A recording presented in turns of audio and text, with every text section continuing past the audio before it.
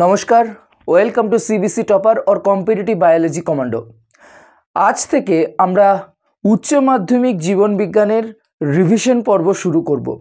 তো উচ্চ মাধ্যমিক 23 মার্চ থেকে শুরু হচ্ছে, সুতরাং হাতে আমাদের খুব কম সময় রয়েছে।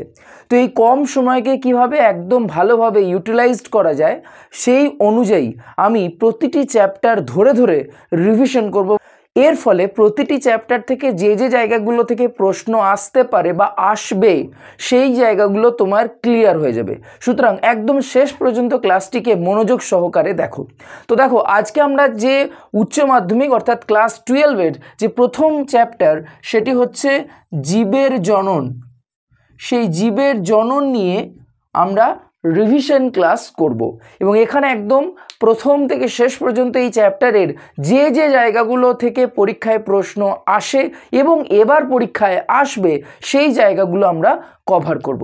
তো ফার্স্ট হচ্ছে জীবের জনন কি না। জনন হচ্ছে যে প্রক্রিয়ায় কোনো একটা জীব তার মাতৃদেহ থেকে অপত্য জীব সৃষ্টি করে এবং তার বংশ পরম্পরায় নিজ ধারা বজায় রাখে। তো জননের একটা প্রধান উদ্দেশ্যই হচ্ছে যে কোনো জীব বা প্রতিটা জীব চায় যে তার মতোই বা তার বংশধর পৃথিবীতে বেঁচে থাক।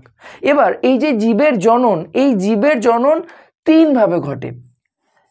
একটাকে বলা হয় অঙ্গজ জনন, একটিকে বলা হয় অযৌন জনন এবং আরেকটিকে বলা হয় যৌন জনন। অর্থাৎ আমরা বলতে পারি যে অঙ্গজ, অযৌন এবং যৌন এই তিন পদ্ধতিতে জীব বংশ বিস্তার করে। সেটা অঙ্গজ হতে পারে, সেটা অযৌন হতে পারে, সেটা যৌন জনন হতে পারে এবং সবথেকে উন্নত প্রকৃতির জনন পদ্ধতি হচ্ছে যৌন জনন। এবং এখানে অঙ্গজ জনন বলতে স্পেশালি আমরা উদ্ভিদের অঙ্গজ জনন নিয়ে আলোচনা করব। প্রথমে আসি অঙ্গজ জননে। অঙ্গজ জনন বলতে কি বোঝায় না, যখন কোনো একটা জীবদেহের কোনো অঙ্গ মাতৃদেহ থেকে বিচ্ছিন্ন হয়ে যাচ্ছে এবং তার ফলে ওই মাতৃদেহ থেকে বিচ্ছিন্ন হওয়া অংশ থেকে নতুন জীব বা অপত্য জীব সৃষ্টি হচ্ছে, তাকে বলা হয় অঙ্গজ জনন। এবং এই উদ্ভিদের ক্ষেত্রে এই অঙ্গজ জনন সেটা প্রাকৃতিক হতে পারে, প্রাকৃতিক অঙ্গজ জনন, অথবা সেটা কৃত্রিম হতে পারে। অর্থাৎ কোনো একটা গাছের কোনো একটা অংশ কেটে বা কোনো একটা অংশ থেকে যদি নতুন অপত্য গাছ সৃষ্টি হয় তখন সেটাকে আমরা বলবো অঙ্গজ জনন। সেটা প্রাকৃতিকভাবে সম্পন্ন হতে পারে, সেটা কৃত্রিমভাবে সম্পন্ন হতে পারে। যেমন প্রাকৃতিকভাবে সম্পন্ন হয় কীরকম, যেমন মূলজ মুকুল, রাঙা আলু মূলজ মুকুলের মাধ্যমে বংশ বিস্তার করে। যেমন পাথরকুচি পত্রজ মুকুলের মাধ্যমে বংশ বিস্তার করে। যেমন বেশ কিছু অর্ধবায়বীয় কাণ্ড আছে যারা প্রাকৃতিক পদ্ধতিতে অঙ্গজ জনন সম্পন্ন করে। যেমন অর্ধবায়বীয় কাণ্ড কি, যেমন 1 নম্বর অর্ধবায়বীয় কাণ্ড হচ্ছে তোমার রানার। তো রানার বা ধাবক, যেমন উদাহরণ হচ্ছে আমরুল, শুশুনি, এদের কি হয় না মধ্যবর্তী অংশটা কেটে গেলে দুটো অপত্য জীব বা অপত্য উদ্ভিদ সৃষ্টি হয়। অর্থাৎ তোমাদেরকে যে জায়গাটা পড়তে হবে সেটা হচ্ছে এই রানার বা ধাবক কি এবং এর উদাহরণ। 2 নম্বর সেটা হচ্ছে বক্রধাবক বা স্টোলন। দেখা যায় কোথায় না, দেখা যায় স্ট্রবেরি গাছে। সেখানে কি হয়, দুটো উদ্ভিদ রয়েছে, সেই উদ্ভিদের মধ্যখানে এরকম বক্রতার সৃষ্টি হয়। এবার তুমি ভাবো এই জায়গাটা যদি কাট হয়ে যায় তাহলে দুটো অপত্য উদ্ভিদ সৃষ্টি হয়ে যায়, সেটাকে বলা হয় বক্রধাবক। নেক্সট 3 নাম্বার যেটা, সেটা হচ্ছে তোমার হর্ষধাবক বা খর্বধাবক বা অফসেট। কার দেখা যায়, কচুরিপানা, টোপা পানার দেখা যায়। এবং 4 নাম্বার যেটা, সেটা হচ্ছে ঊর্ধ্বধাবক বা সাকার। এক্ষেত্রে কি হয়, উদ্ভিদের অঙ্গটা মাটি থেকে কিছুটা ওপরের দিকে উঠে আসে এবং দেখা যায় কোথায়, চন্দ্রমল্লিকায়। এই জায়গাগুলো খেয়াল করবে। তাহলে অর্ধবায়বীয় কাণ্ড হলো। আরেকটি হচ্ছে ভূনিম্নস্থ কাণ্ড। ভূনিম্নস্থ কাণ্ডের মাধ্যমে বংশ বিস্তার করে, যেমন কন্দ বা বাল্ব। কন্দ বা বাল্বের মাধ্যমে বংশ বিস্তার করে পেঁয়াজ। যেমন গুঁড়ি কন্দ বা যেটাকে বলা হয় কর্ন, গুঁড়ি কন্দের মাধ্যমে বংশ বিস্তার করে যেমন কচু, ওল। নেক্সট গ্রন্থিকাণ্ড বা রাইজোম, গ্রন্থিকাণ্ড বা রাইজোমের মাধ্যমে বংশ বিস্তার করে আদা। এবং আরেকটি হচ্ছে লাস্ট ওয়ান, সেটা হচ্ছে টিউবার বা স্ফীতকন্দ, এবং টিউবার বা স্ফীতকন্দর মাধ্যমে বংশ বিস্তার করে আলু। তাহলে আমাদের অঙ্গজ জননের ক্ষেত্রে প্রাকৃতিক দুটো প্রধান ভাগ থেকে প্রশ্ন আসবে, সেটা হচ্ছে অর্ধবায়বীয় কাণ্ড, আরেকটি হচ্ছে ভূনিম্নস্থ কাণ্ড।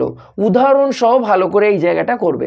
কৃত্রিম অঙ্গজ জননের ক্ষেত্রে বিভিন্ন রকমের কলম হয়, যেমন শাখা কলম, যেমন দাবা কলম, যেমন জোড় কলম, যেমন গুটি কলম। তোমাদের পরীক্ষার জন্য সবথেকে বেশি গুরুত্বপূর্ণ হচ্ছে জোড় কলম, আরেকটি হচ্ছে শাখা কলম। এই দুটো ভীষণ রকম গুরুত্বপূর্ণ। তাহলে জোড় কলম কি? যেখানে একই প্রজাতির দুটো ভিন্ন উদ্ভিদের মধ্যে আমরা দেখতে পাই যে একই প্রজাতির দুটো ভিন্ন উদ্ভিদ, সেখানে অনুন্নত মূল সহ অংশের সাথে উন্নত কাণ্ডযুক্ত অংশ লাগানো হয়, এবং এক্ষেত্রে অনুন্নত মূল সহ অংশটিকে বলা হয় স্টক, এবং উন্নত শাখাযুক্ত কাণ্ডটিকে বলা হয় সিয়ন। এবং এক্ষেত্রে জোড় কলমের ক্ষেত্রে জোড় কেন দেওয়া যায় না, এক্ষেত্রে ক্যাম্বিয়ামের সাথে ক্যাম্বিয়াম জোড়া লাগানো হয়, এবং যার জন্য একবীজপত্রী উদ্ভিদের ক্ষেত্রে এই জোড় কলম সম্ভব হয় না, তার কারণ একবীজপত্রী উদ্ভিদের কোনো রকম ক্যাম্বিয়াম থাকে না। পয়েন্ট টু বি নোটেড, এই জায়গাটা ভালো করে কিন্তু নোট করতে হবে। শাখা কলম যেমন আমরা বেশ কিছু গাছের দেখতে পাই যে কোনো একটা গাছের ডাল কেটে অক্সিন হরমোন প্রয়োগ করে যদি মাটিতে বসিয়ে দেওয়া হয়, তাহলে সেখান থেকে উদ্ভিদ সৃষ্টি হয়। যেমন তুমি গোলাপ পাবে, যেমন তুমি জবা পাবে, ঠিক আছে, যেমন তুমি সজনে পাবে, এটা সেটারও কিন্তু শাখা কলম করা হয়। এবং আরেকটা কৃত্রিম যেটা রয়েছে, এখান থেকে মোস্ট ইম্পর্টেন্ট তোমাদের পরীক্ষার জন্য ভীষণ রকম ইম্পর্টেন্ট, একদম আমি 2টো স্টার মার্কস দিয়ে দিলাম, সেটা হচ্ছে মাইক্রো প্রোপাগেশন। মাইক্রো প্রোপাগেশন বা অনুবিস্তারণ। এই মাইক্রো প্রোপাগেশন বা অনুবিস্তারণের ধাপগুলো ভীষণ রকম গুরুত্বপূর্ণ। মাইক্রো প্রোপাগেশন মানে কি না, আমি আলাদা করে একটা ক্লাস শুধু মাইক্রো প্রোপাগেশনের উপর করেছি, যদি কনসেপ্টে কোনো খামতি বা ঘাটতি থেকে থাকে তোমরা ওইটা দেখে নিতে পারো, ওই ভিডিওটা, তো ডেসক্রিপশনে লিঙ্ক আমি দিয়ে দেবো। তো মাইক্রো প্রোপাগেশন কি? মাইক্রো মানে হচ্ছে ক্ষুদ্র, প্রোপাগেশন মানে হচ্ছে বংশ বিস্তার করা। তাহলে মাইক্রো প্রোপাগেশন মানে যখন উদ্ভিদের কোনো একটা ক্ষুদ্র অংশ থেকে আমরা অসংখ্য সম্পূর্ণ উদ্ভিদ সৃষ্টি করছি, সেটাকে বলা হয় মাইক্রো প্রোপাগেশন। এবং এখানে আমরা কলাকর্ষণ দ্রবণ ব্যবহার করছি। সেই কলাকর্ষণ দ্রবণে আমরা তোমার দুটো হরমোন প্রয়োগ করে, একটা হচ্ছে অক্সিন আর একটা সাইটোকাইনিন, এবং এই হরমোন প্রয়োগ করে আমরা কোনো একটা এক্সপ্লান্ট মানে হচ্ছে কোনো একটা উদ্ভিদের অংশ যেটাকে আমরা ব্যবহার করছি অপত্য উদ্ভিদ সৃষ্টির জন্য, সেই এক্সপ্লান্টকে জীবাণুমুক্ত করে আমরা কলাকর্ষণ দ্রবণে স্থানান্তর করছি। এবং সেই স্থানান্তর করার পর আমরা দেখতে পাচ্ছি কলাকর্ষণ দ্রবণে সেই এক্সপ্লান্ট থেকে প্রথমে ক্যালাস থেকে এমব্রয়েড থেকে চারাগাছ থেকে সম্পূর্ণ উদ্ভিদ সৃষ্টি হচ্ছে, এবং যার মাধ্যমে আমরা উদ্ভিদের কোনো একটা অঙ্গ, যেমন কাণ্ড, পাতা, মূল, যে কোনো অংশ থেকে কিন্তু আমরা উদ্ভিদের সৃষ্টি করতে পারি। ঠিক আছে, তো তোমাদের এই মাইক্রো প্রোপাগেশনের ধাপ এবং মাইক্রো প্রোপাগেশনের গুরুত্ব এবছর পরীক্ষার জন্য কিন্তু ভীষণ রকমের ইম্পর্টেন্ট। তাহলে এই অঙ্গজ জনন থেকে এর বাইরে তোমার প্রশ্ন আসবে না, এই জায়গাটা ভালো করে করবে।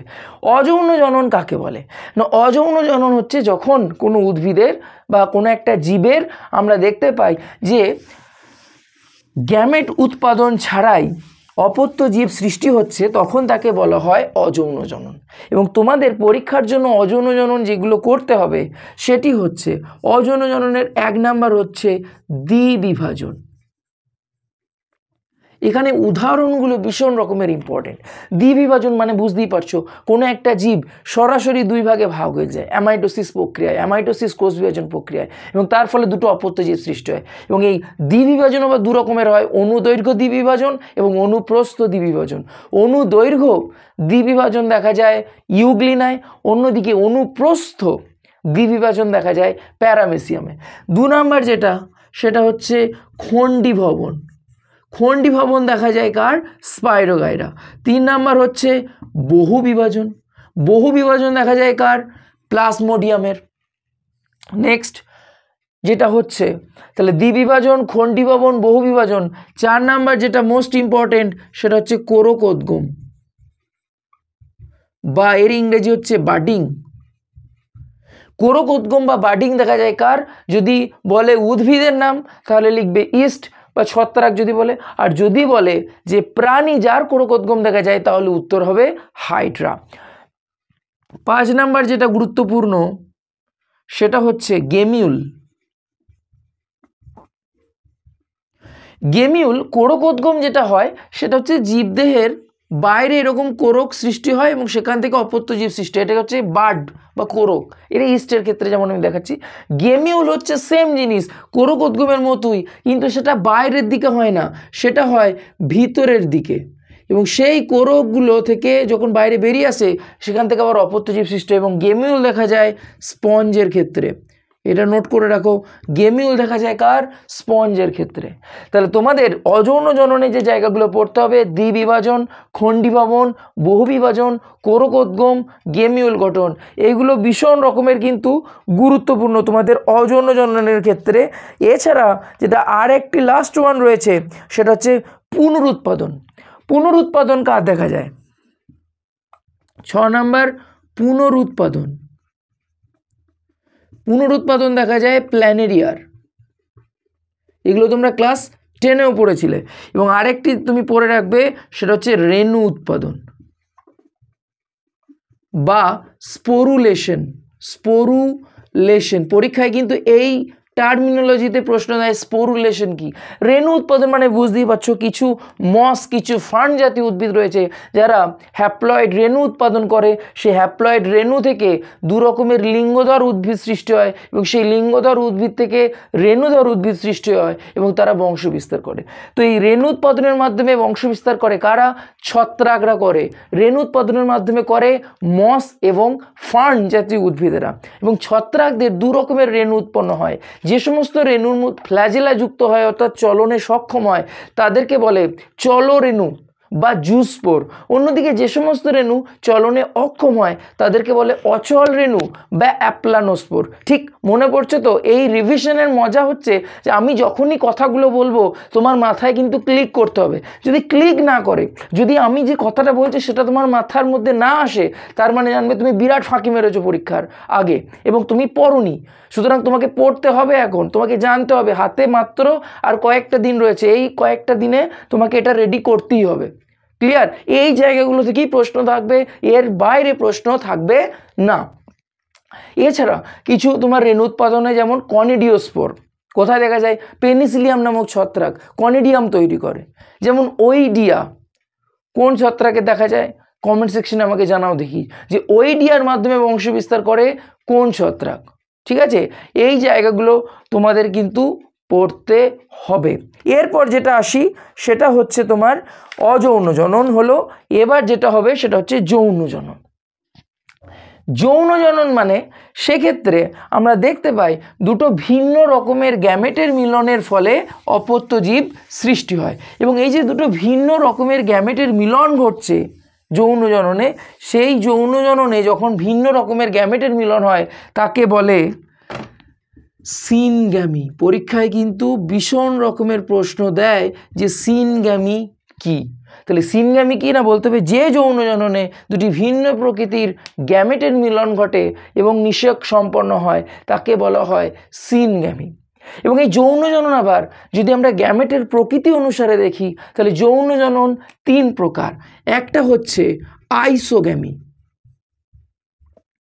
আইসোগ্যামি মানে যখন আইসো মানে একই, যখন দুটো গ্যামেট আকার এবং আকৃতি এবং তার চরিত্রগতভাবে একই রকমের হবে তখন তাদেরকে বলবো আমরা আইসোগ্যামি। তাহলে আইসোগ্যামি কি না, যে যৌন জনন প্রক্রিয়ায় পুংগ্যামেট ও স্ত্রী গ্যামেট আকার ও আকৃতি এবং চরিত্রগতভাবে একই হয় সেই যৌন জনন প্রক্রিয়াকে আমরা বলবো আইসোগ্যামি।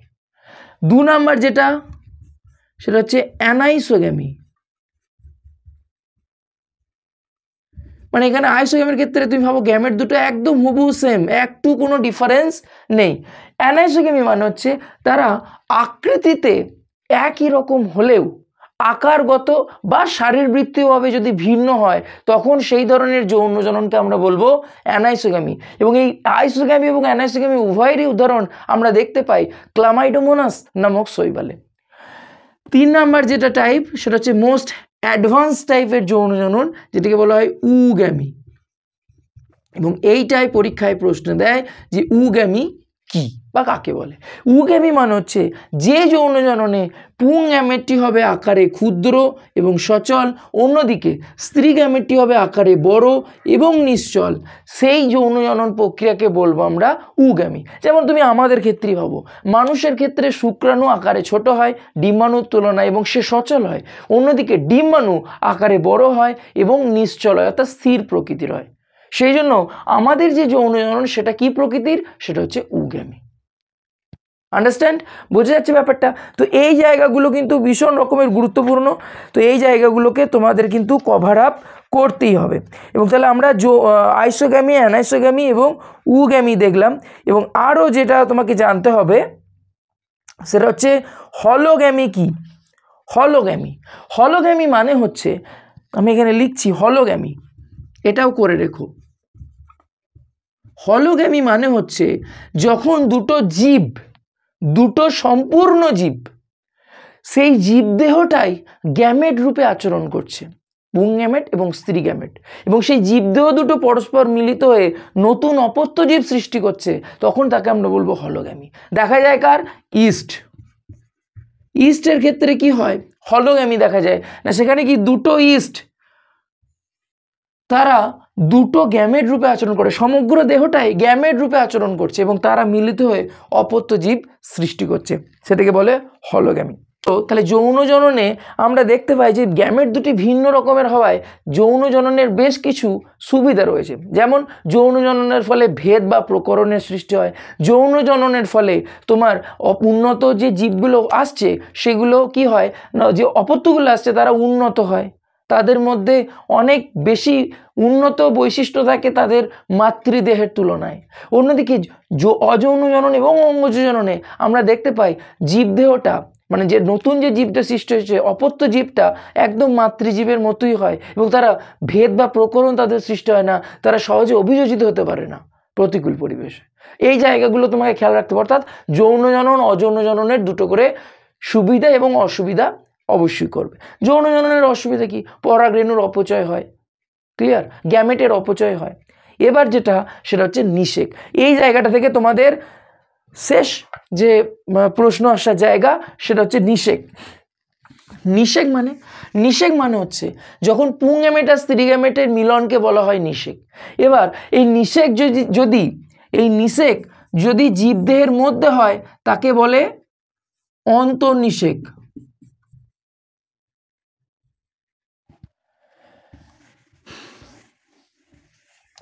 বা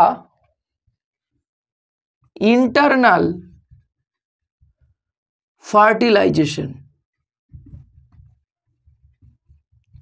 মানে জীবদেহের মধ্যেই নিষেক হবে। যেমন মানুষের ক্ষেত্রে তুমি ভাবো, শুক্রাণু এবং ডিম্বাণুর মিলন ঘটছে জীবদেহের মধ্যেই, তখন তাকে বলে অন্তর্নিষেক। উদাহরণ মানুষ, কুকুর, ভেড়া, ছাগল সব। আর যদি নিষেকটা জীবদেহের বাইরে হয় তখন তাকে বলে বহির্নিষেক, ইংরেজিতে বলে এক্সটার্নাল ফার্টিলাইজেশন। অর্থাৎ সেখানে কি হয়, তুমি ভাবো মাছেদের কথা ভাবো, সেখানে কি হয়, মাছ পুং গ্যামেট ছেড়ে দিচ্ছে এবং অপর পাশে একটা মাছ সে স্ত্রী গ্যামেট ছেড়ে দিচ্ছে, দুটো গ্যামেট প্রচুর ছেড়ে দিচ্ছে এবং তাদের মধ্যে কিছু গ্যামেট পরস্পর মিলিত হচ্ছে এবং জাইগোট উৎপন্ন করছে এবং সেখান থেকে অপত্য মাছ সৃষ্টি করছে, মাছ, ব্যাঙ। তাহলে অন্তর্নিষেক দেখা যায় মানুষ, কুকুর, ভেড়া, ছাগল প্রভৃতি জীবের, বহির্নিষেক দেখা যায় মাছ, ব্যাঙ প্রভৃতি জলচর প্রাণীদের। ক্লিয়ার, ব্যাপারটা বোঝা গেল? এই জায়গা দুটো থেকে কিন্তু প্রশ্ন দিতে পারে, এই দুটোর মধ্যে কিন্তু ডিফারেন্সিয়েট করতে হতে পারে। নেক্সট যেটা তোমরা দেখবে, কিছু জীবের যখন সন্তান প্রসব হয় তখন তারা কি করে, ডিম পারে এবং সে ডিম ফুটে বাচ্চা বেরোয়। কিছু জীবের পরিণত জীব সন্তান প্রসব করে, আর কিছু জীব যেটা তোমরা কমই জানো সেটা হচ্ছে তারা পেটের মধ্যেই ডিমটা আকারে বড় হয় এবং ডিমের মধ্যেই বাচ্চাটা ম্যাচিওর হয়, ম্যাচিওর হয়ে গেলে, পরিণত হয়ে গেলে সেই বাচ্চাটা বেরিয়ে আসে। সুতরাং জাইগোটের বৃদ্ধির ধরন অনুসারে প্রাণীদের 3 ভাগে ভাগ করা হয়, যথা 1 নাম্বার হচ্ছে অন্ডজ। অন্ডজ ইংরেজিতে বলে ওভিপেরাস, অন্ডজ বা ওভিপেরাস। কি হয় না এরা কি করে না এরা ডিম পারে এবং ডিম ফুটে বাচ্চা বেরোয়। 2 নাম্বার সেটা হচ্ছে জরায়ুজ, এটা ছিল ওভিপ্যারাস, এটাকে বলা হয় ভিভিপ্যারাস। ভিভিপ্যারাস জরায়ুজ মানে যেমন মানুষের ক্ষেত্রে কি হয়, একটা মানুষের ক্ষেত্রে পুং গ্যামেট স্ত্রী গ্যামেটের নিঃস্ব ঘটে, তারপর সেখানে ভ্রূণ তৈরি হয়, সেই ভ্রূণটা জরায়ুর মধ্যে আকারে বড় হয়, পরিণত হওয়ার পর একটা পূর্ণাঙ্গ শিশু প্রসবের মাধ্যমে বাইরে বেরিয়ে আসে, মাতৃদেহের বাইরে বেরিয়ে আসে, সেটাকে বলে জরায়ুজ। এই 3টে থেকেই কিন্তু প্রশ্ন দিতে পারে, অন্ডজ, জরায়ুজ আর একটা হচ্ছে অন্ডজরায়ুজ। ইংরেজিতে বলে ওভোভিভিপ্যারাস, মানে তুমি ভাবো এই দুটোর মিশ্রণ, অন্ডজ আর জরায়ুজের মিশ্রণ। এটা ছিল অন্ডজ, ছিল ওভিপ্যারাস, লিখে রাখো, যদি বুঝতে না পারো লিখে রাখো, অন্ডজ ব্র্যাকেটে লিখে রাখো ওভিপ্যারাস, জরায়ুজ হচ্ছে ভিভিপ্যারাস, আর অন্ডজ জরায়ুজ হচ্ছে বা অন্ডজরায়ুজ হচ্ছে ওভোভিভিপ্যারাস।